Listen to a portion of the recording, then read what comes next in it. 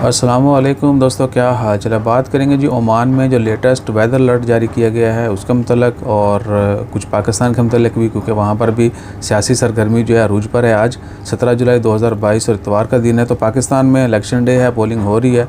बस दुआ कीजिए, किसी को भी सपोर्ट करें, लेकिन दुआ करें कि कोई भी ना खुशगवार वाक़या ना हो, दैट्स ऑल। तो अल्लाह ताला खैर फरमाए। और ओमान में जो मेट ऑफिस के मुताबिक लेटेस्ट अलर्ट जारी किया गया है, एक तो ये कि ओमान एमरजेंसी जो मैनेजमेंट कमेटी है उन्होंने सब कमेटी को ऑर्डर दे दिया है कि वो किसी भी सूरत हाल से निपटने के लिए तैयार रहें, और पब्लिक को भी जो है वार्न किया जा रहा है कि समंदर पर मत जाएं, यानी समंदर के अंदर मत जाएं, और बारिशों के बहुत ज़्यादा बारिशों होने के बाद जो वादियाँ चलती हैं उनको क्रॉस मत करें। बहुत सारी गिरफ्तारियां जो हो जा रही हैं, इवन के सख्त एक्शन भी लेने का ऐलान कर दिया गया। कोई भी बंदा जो मौसम की वजह से कोई भी गड़बड़ करता है, कोई भी गलती करता है, तो उसके ख़िलाफ़ कानूनी कार्रवाई होगी।